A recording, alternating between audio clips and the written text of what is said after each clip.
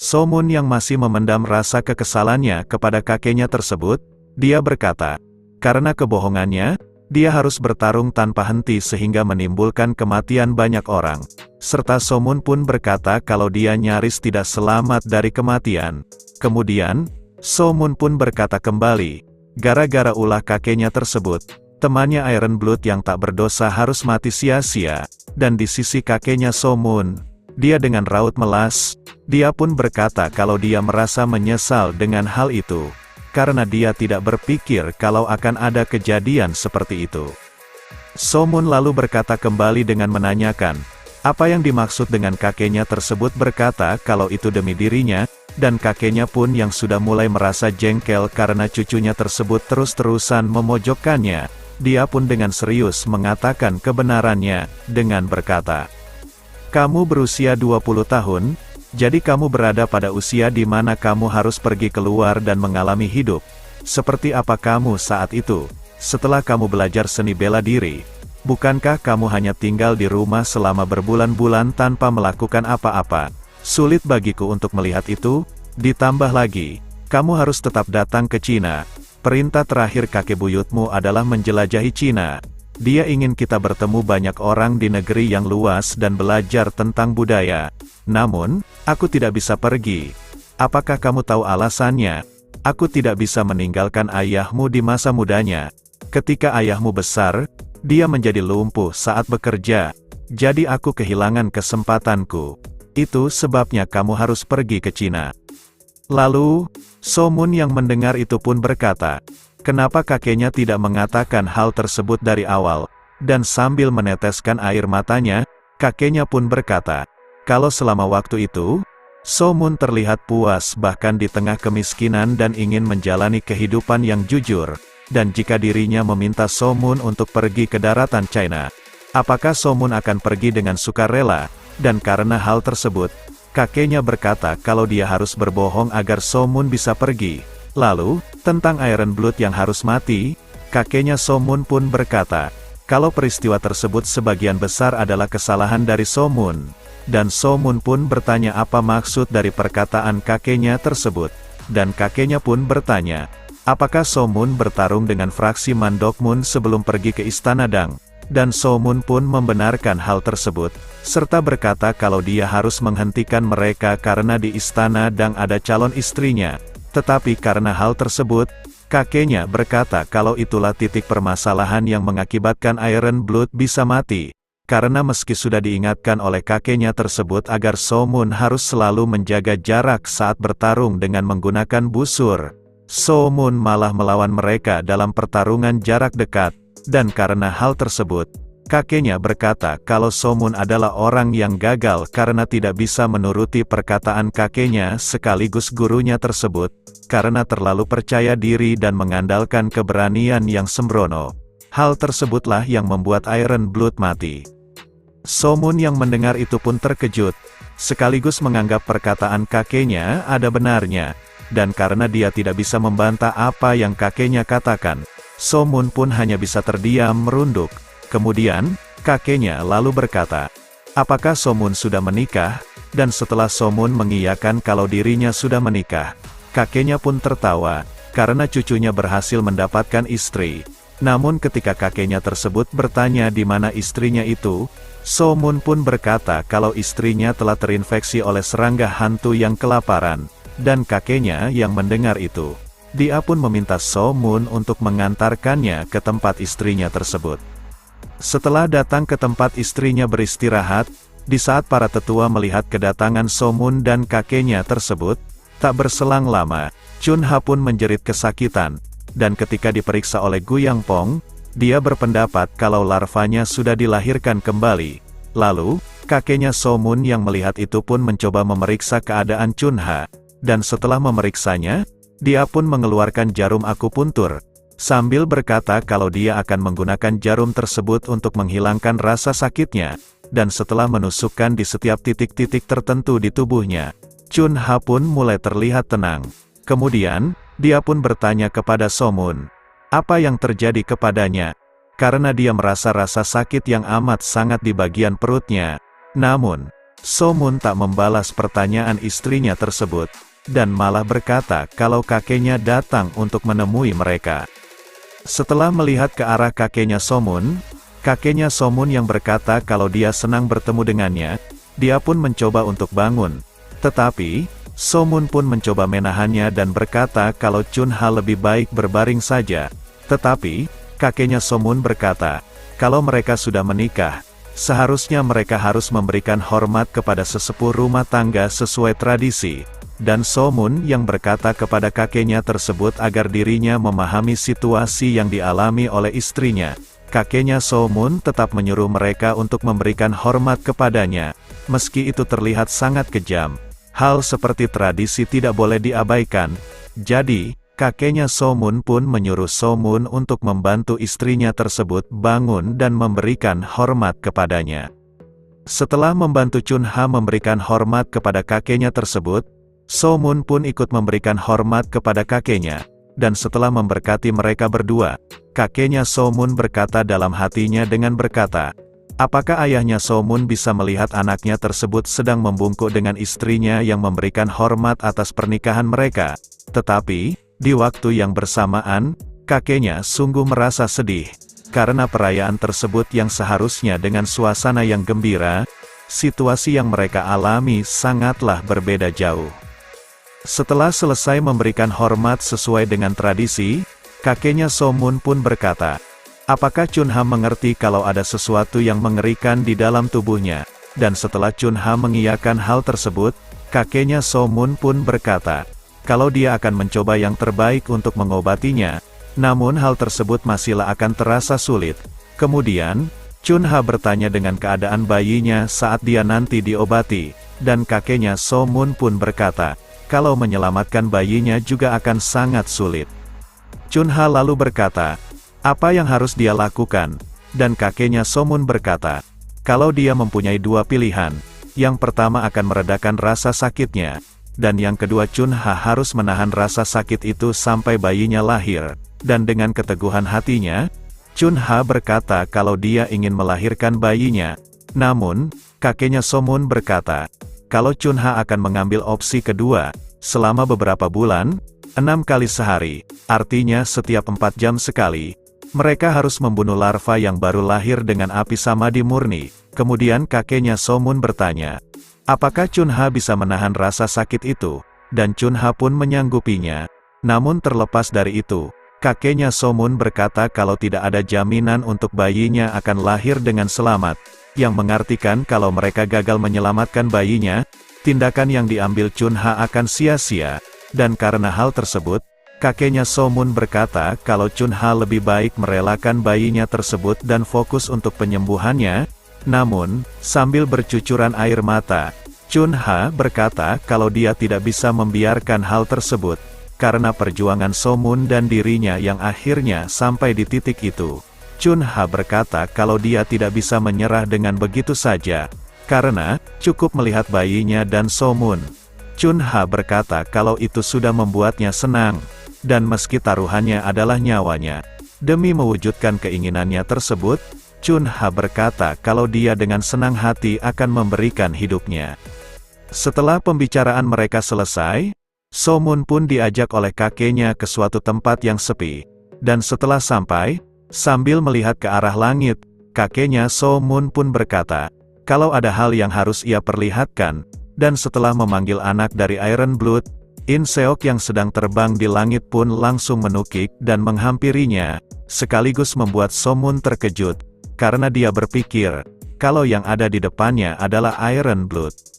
Kakeknya Somun pun berkata kepada Somun untuk melihatnya dengan teliti, dan setelah melihat, Somun berkata, meski dia terlihat lebih muda dari Iron Blood, dia terlihat sepertinya, dan kakeknya pun berkata, kalau hal tersebut dikarenakan dia adalah anak dari Iron Blood, karena ketika Somun dan Iron Blood meninggalkan rumah, Iron Blood pun datang kembali sebentar dengan membawa seekor burung betina, dan tak lama, kakeknya pun berkata kalau dia akhirnya lahir. Lalu, Somun bertanya dengan nama burung tersebut, dan kakeknya berkata, kalau awalnya, dia memberikan nama burung tersebut bernama In Seok, namun sekarang diganti menjadi Iron Mas, dan So Moon yang mendengar nama dari burung tersebut, dia pun menyayangkan, kalau namanya terdengar sangat aneh. Kemudian, kakeknya pun menerangkan kepada So Moon, kalau dia sangat buruk dalam berburu karena tidak mendapatkan pelajaran berburu dari orang tuanya. Waktu pun sudah berlalu lama, di Gunung Paektu tempat tinggal So Moon dan kakeknya, terlihat Gu Yangpong menggendong seseorang dengan cepat, dan di sisi So Moon yang sedang menunggunya, dia pun bertanya kepada Gu Yangpong, kenapa dia sangat lama? Tetapi, Gu Yangpong malah bertanya keberadaan kakeknya So Moon dengan memanggilnya kakak laki-laki, dan setelah mengetahui kalau kakeknya So Moon ada di dalam, Gu Yangpong pun langsung pergi dari hadapan So Moon, sambil berkata kalau dia sudah datang membawa bidan.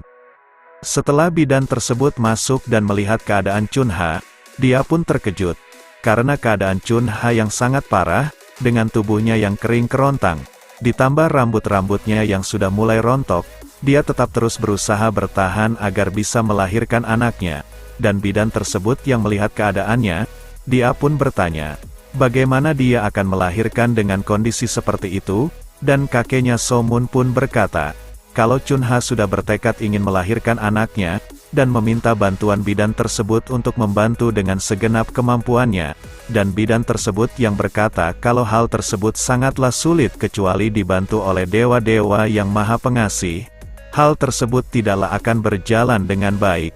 Namun ketika melihat Chunha memohon kepadanya sambil terengah-engah untuk menyelamatkan anaknya tersebut, bidan itu pun bertekad, akan mencoba menyelamatkan anaknya dengan sekuat tenaga.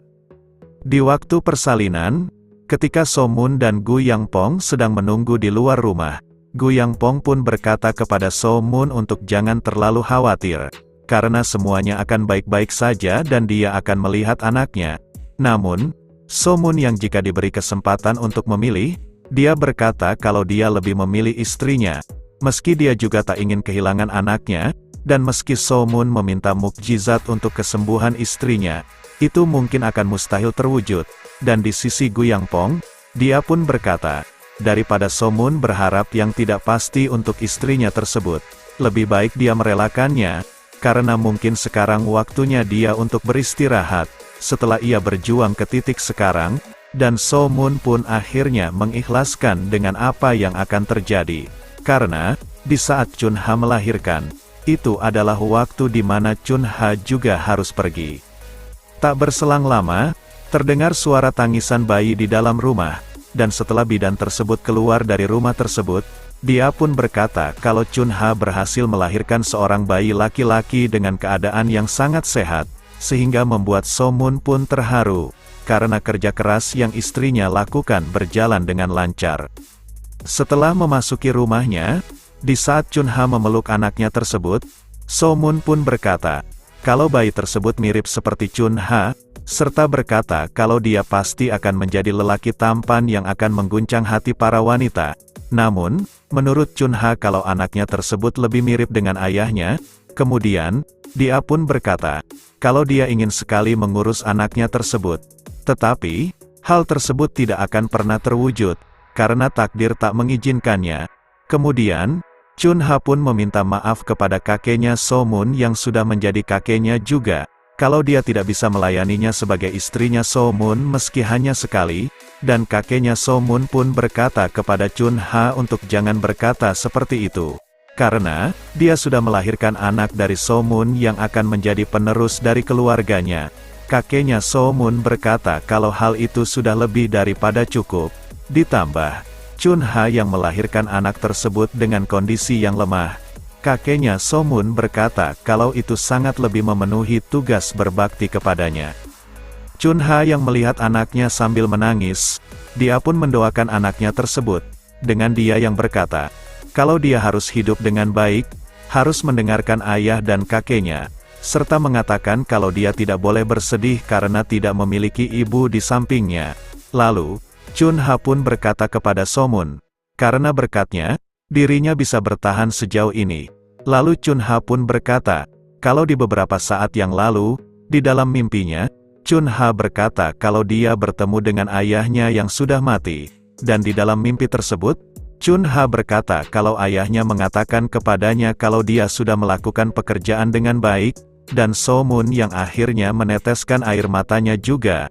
Dia berkata kalau dia bahkan tidak pernah sekalipun melihat wajah orang tuanya. Dan Chun Ha yang mendengar itu, dia pun merasa kasihan, karena anaknya juga tidak akan bisa melihat wajah dari ibunya. Chun Ha lalu berkata kembali, kalau dia sangat sedih karena memikirkan bahwa dia tidak akan bisa melihat suaminya lagi, dan So Moon pun mencoba menenangkannya dengan berkata, kalau dirinya akan selalu ada di hatinya. Namun, Chun Ha yang mendengar itu, dia pun berkata kalau dia tidak menginginkan hal tersebut, dan meminta So Moon untuk melupakannya. Tetapi, So Moon berkata kalau dia tidak bisa melakukan hal itu. Namun, Chun Ha memohon kepada So Moon untuk melakukannya, karena bayi mereka membutuhkan seorang ibu, dan menyuruh So Moon untuk mencari penggantinya agar dia tidak kesepian. Dan So Moon yang tak mau mendengar perkataan tersebut dari mulut istrinya, dia pun langsung memeluk sambil berkata untuk berhenti berbicara, karena dia akan menjadi ayah sekaligus ibu bagi anaknya tersebut. Dan So Moon berkata kalau selama Chun Ha ada di hatinya, dirinya tidak akan merasa kesepian.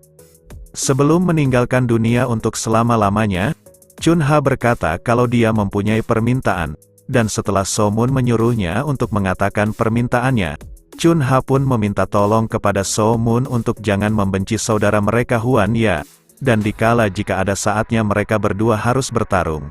Chun Ha meminta So Moon untuk berjanji kepadanya, kalau dia tidak akan membenci Huan Ya, dan setelah So Moon berkata kalau dia berjanji tidak akan membenci Huan Ya, setelah Chun Ha bersama So Moon, dan berjanji tidak akan melupakan kenangan-kenangan yang sudah mereka lalui, setelah berterima kasih dan berkata kalau dia sangat mencintai So Moon. Akhirnya, Chun Ha pun menghembuskan nafas terakhirnya, yang membuat So Moon merasakan kesedihan yang sangat besar. Waktu pun tak terasa sudah berlalu lama. Terlihat Iron Mas sedang bertarung dengan beberapa ekor gagak, dan karena dia adalah seorang burung yang penakut, dia pun kembali ke tempat So Moon yang sedang mengajarkannya berburu. Dan So Moon yang melihat Iron Mas melarikan diri, dia pun memarahinya karena dia tidak sehebat ayahnya, yang bahkan bisa bertarung dengan hewan lebih besar dari ukurannya. Dan ketika So Moon menyayangkan perilaku Iron Mas yang tak mencerminkan dengan arti dari namanya yang hebat, kakeknya So Moon pun datang sambil menggendong anaknya So Moon, yang diketahui dia bernama Hui So. Kakeknya So Moon pun bertanya, apakah ada kemajuan setelah 6 bulan melatih Iron Mas? Dan So Moon pun berkata, kalau pelatihannya sungguh sia-sia, karena apapun yang ia katakan, Iron Mas tidak pernah mendengarkannya. Dan Iron Mas yang menghampiri kakeknya So Moon, dia pun terus berkicau, yang kakeknya So Moon mengerti apa yang ia katakan, kalau dia sengaja tak mendengarkan apapun perkataan So Moon, karena dia hanya marah dan membentak saja. Kakeknya So Moon yang akhirnya tahu apa yang So Moon lakukan kepada Iron Mas, dia pun berkata, apakah So Moon merasa cemburu karena Iron Mas hanya mendengar perkataannya? Dan So Moon yang sedikit kesal pun berkata, kalau dia tidak pernah cemburu dengan hal tersebut. Kakeknya So Moon yang berkata kalau mungkin sebentar lagi Gu Yangpong akan segera datang. So Moon pun malah berkata, kalau mungkin Gu Yangpong sedang bersantai-santai di suatu tempat, dan karena ucapannya tersebut, kakeknya So Moon pun memarahi So Moon. Karena berkat Gu Yangpong, anaknya Hui So bisa makan dengan layak, yang dibandingkan dengannya, yang hanya diam dan tak pernah membawa pengasuh meski itu hanya sekali. Tetapi, So Moon mencoba menyangkalnya dengan berkata, jika dirinya yang pergi, Hui So akan mulai menangis dan mengamuk. Namun, kakeknya So Moon membalas, kalau jika hal tersebut adalah masalahnya, So Moon bisa membawanya bersama ke desa. Tetapi, So Moon memberikan alasannya kembali dengan berkata, jika dirinya menggendong anaknya tersebut, itu akan terlihat aneh, serta berkata kalau berpergian bersama Hui So tidak baik untuk kesehatannya. Tak berselang lama, Gu Yangpong pun datang sambil menggendong seorang wanita, dan setelah menurunkannya, wanita itu pun mengambil Hui So dan langsung menyusuinya. Kemudian dia berkata kepada So Moon, kalau Hui So sudah bisa makan dengan bubur, dan So Moon pun berterima kasih dengan apa yang sudah ia perbuat terhadap anaknya tersebut, karena dia sudah memberikan ASI-nya kepada anaknya. Dan setelah beberapa waktu berlalu, setelah Huiso tertidur pulas, So Moon berkata kepada kakeknya kalau waktunya dia pergi sudah datang, dan kakeknya yang mendengar itu, dia pun bertanya, kemana So Moon akan pergi, dan So Moon pun berkata, kalau dia akan pergi ke koalisi Murim, setelah mengunjungi ke Gunung Hua, dan kakeknya yang tahu apa artinya itu, dia pun bertanya kepada cucunya tersebut, apakah dia akan membalaskan dendamnya. Setelah kakeknya bertanya apakah So Moon akan membalaskan dendamnya, So Moon pun berkata, kalau Gisugon dan fraksinya sudah menggunakan Chunha menjadi sebagai kambing hitam, So Moon yang tak bisa membiarkan hal tersebut, dia pun berkata kalau dia akan membalasnya. Lalu, kakeknya berkata, kalau So Moon melakukan hal tersebut, Istana Pacheon tidak akan hanya duduk dan menonton saja, dan Gu Yangpong yang melihat ekspresi dari So Moon, dia pun berkata kalau dia sudah tidak punya hubungan lagi dengan Istana Pacheon, dan berkata kalau dia tidak akan ikut campur dengan apa yang akan So Moon lakukan. Dan setelah mendengar hal tersebut, So Moon pun berkata, jika Istana Pacheon mencoba menghentikannya, dirinya tidak punya pilihan selain melawan mereka. Dan kakeknya yang mendengar itu, dia pun mendukung apa yang akan So Moon lakukan, karena, kalau So Moon hanya diam saja, dia bukanlah pria sejati setelah apa yang dialami oleh istrinya. Kemudian, kakeknya bertanya, bagaimana dengan anaknya? Karena di umurnya itu, kakeknya berkata kalau dia harus bersama orang tuanya. Di tempat lain di Gunung Hua, para petinggi koalisi pun terlihat sedang mengadakan pertemuan, dan di dalam pertempuran tersebut, Zhuge Yongyong berkata kalau dia mendapatkan laporan terus-menerus tentang Istana Pacheon yang menyerang agen pengawal, restoran, dan toko yang dijalankan oleh orang-orang dari berbagai faksi jalur cahaya, dan Dang Chonho yang mendengar itu, dia pun berasumsi, kalau mereka melakukan hal tersebut bertujuan untuk memotong sumber daya jalur cahaya sambil meningkatkan dana militer mereka. Dan Zhuge Yongyong berkata kembali kalau untuk keselamatan agen pengawal, mereka melarang pengawalan yang menuju ke selatan serta utara, karena jalur tersebut sangatlah tidak aman. Ditambah Istana Pacheon menyerang mereka yang mengawal sekelompok orang yang lebih kecil, dan karena hal tersebut, Biksu Yong-oh berkata kalau koalisi jalur cahaya membantu agen pengawal dengan mengirimkan beberapa prajurit. Di tempat lain, tepatnya di perjalanan pengiriman barang yang dilakukan oleh agen pengawal Chonli, tempat So Moon dulu bekerja, terlihat, Oh Sang yang ditugaskan untuk mengawal mereka dengan beberapa anak buahnya pun terlihat sedang menggerutu, karena dia pikir, kenapa orang sehebat dirinya harus berurusan dengan masalah pengawalan tersebut, dan karena sifat arogannya tersebut, dia pun menjadi omongan orang-orang dari agen pengawal Chonli. Kalau sikapnya sungguh membuat mereka kesal dan tak nyaman, dan karena hal tersebut, mereka pun bertanya-tanya, kenapa pemimpin mereka tidak melakukan tindakan tentang sikapnya Oh Sang seperti itu. Di sisi kedua orang dari sekte King Cheng, yang diketahui yang perempuan bernama Cha Sang-il, dan yang laki-laki bernama Choi Jinwo, mereka pun merasakan hal yang sama seperti orang-orang dari agen pengawal Chonli, dengan Choi Jinwo yang mengumpat Oh Sang. Namun, ketika dirinya berkata terlalu keras, dia pun dihentikan oleh Cha Sang-il untuk berhenti berbicara, karena mungkin akan terdengar oleh Oh Sang, dan Oh Sang yang ternyata mendengar ucapannya, dia pun lalu bertanya kepada Cha Sang-il dan Choi Jinwo apa yang barusan mereka katakan, dan Choi Jinwo yang bertanya apa maksudnya perkataan Oh Sang.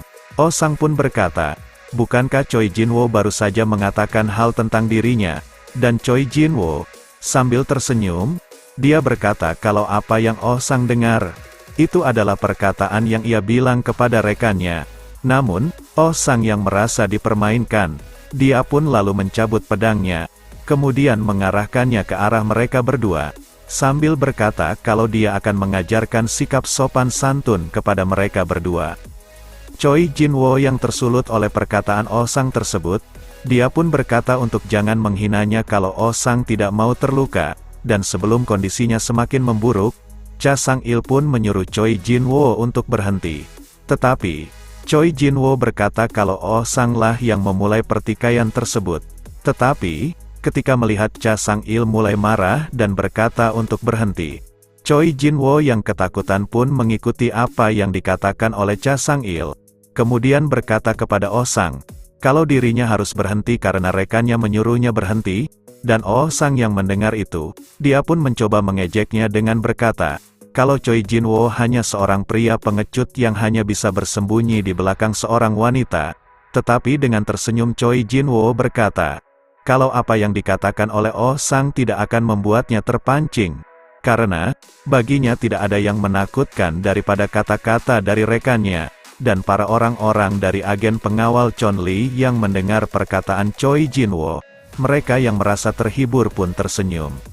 Setelah mereka melanjutkan perjalanannya kembali, di bagian terdepan, salah satu orang dari agen pengawal Chonli, dia pun berkata kepada pemimpinnya, kalau sikap arogan yang ditunjukkan oleh Oh Sang, hal tersebut membuat para tukang dan prajurit yang lain berbicara di belakangnya. Dan pemimpin mereka yang diketahui dia bernama Won Sum, dia pun berkata kepada bawahannya, apa yang diinginkannya darinya, apakah dirinya harus berbuat keributan, dan bawahannya pun berkata, kalau setidaknya, Won Sum bisa memberinya sedikit peringatan.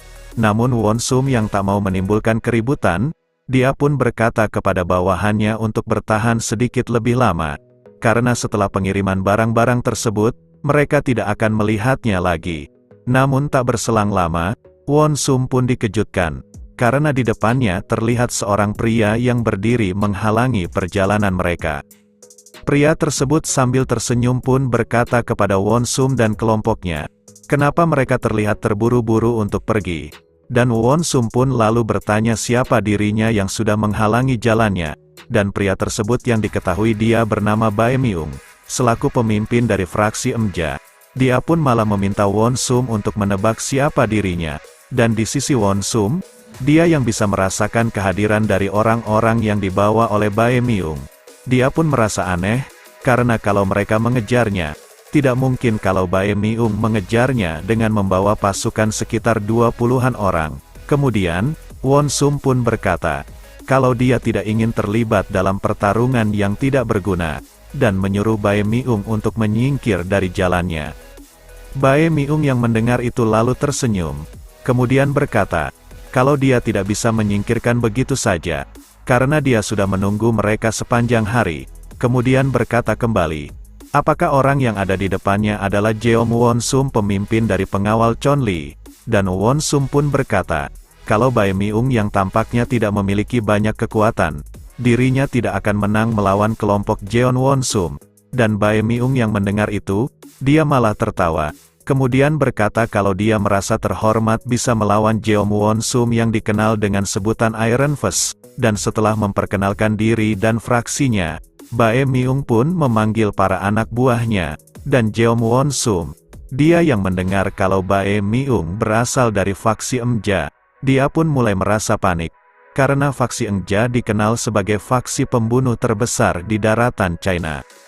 Di sisi Oh Sang, dia yang mendengar kalau Bae Myung berasal dari faksi Emja, dia pun lalu memperkenalkan diri serta fraksinya, dan tanpa basa-basi dia dan pasukannya pun langsung menerjang dan melawan mereka, dan setelah membantai pasukan dari Bae Myung, dengan kesombongannya, Oh Sang berkata kepada Bae Myung, kalau dia akan mati di tangannya, sambil menyebut dirinya sendiri adalah pendekar yang hebat, dan di sisi Bae Myung, dia yang mendengar kalau Oh Sang dari faksi Jongnam, dia pun berkata kalau meski jalur memulai turun tangan, dirinya tidak akan pernah takut, dan kemudian Bae Myung berkata kepada Oh Sang, kalau menurutnya kalau pasukannya sangat lemah, Oh Sang sangat salah besar. Namun, Oh Sang yang tak mempercayai omongan dari Bae Myung, dia pun berkata kepadanya untuk jangan berbicara omong kosong, dan mau lawannya itu bandit atau warrior dari faksi Emja. Oh Sang berkata kalau Bae Myung dan pasukannya akan mati dengan hanya satu tebasannya. Bae Myung yang mendengar itu, dia pun berkata, apakah omongan yang dilontarkan Oh Sang adalah benar? Dan untuk mengujinya, Bae Myung pun memberikan isyarat kepada pasukannya untuk menyerang Oh Sang, dan melalui bawah tanah, bawahan dari Bae Miung pun muncul di depan Oh Sang dengan menggunakan senjata cakar besi, dan langsung menyerangnya.